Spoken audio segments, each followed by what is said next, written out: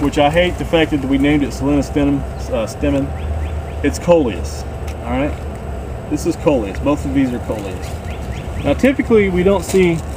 Well, we do see a number of different Coleus that are showy like this. These are the more highly bred, I suppose, more annual types.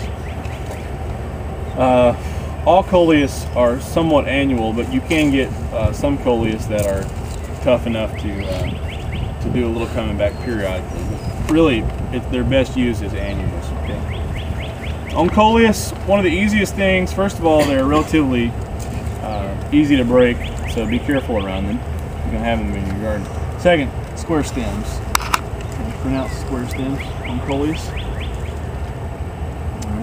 And then the foliage is always going to be sort of rugose, very much quilted, all right, but soft. And then on the backside you see the veins that are raised. Coleus, typically for a long time, were only used in the shade because they were so weak that they couldn't handle much sun. There are a number of Coleus strains now that they call sun Coleus. They can be used. Yeah, always opposite leaf arrangement like that. And these things are extremely easy to root. If you go plant it, don't put any sort of hormone or anything on it. Just go stick it in the soil. This will root. Okay. So it's easy to root Coleus. All right. So square stems, opposite leaf arrangements. Typically put them in the shade. Even the sun Coleus have a hard time handling a lot of our full sun here when it gets to be 110 degrees outside.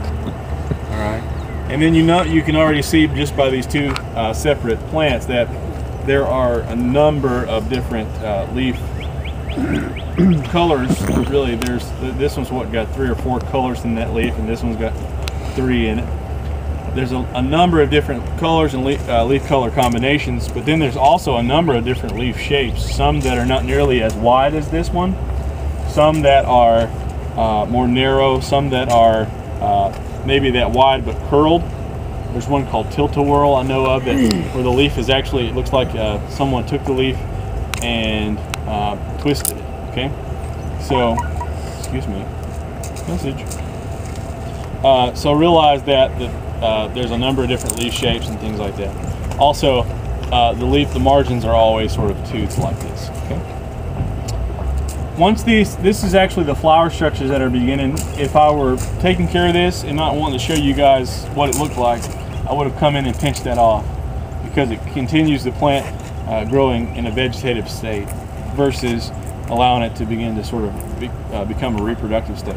Once this plant goes to flower, it starts to spend all of its energy on the flowers and producing fruit or seed, versus all the energy on the foliage. And all we care about on Coleus is foliage. The flower structures typically maybe 6 inches long or so, and have these sort of light blue to white flowers on them. They're relatively ornamental, but the foliage is what we're really looking for. Okay.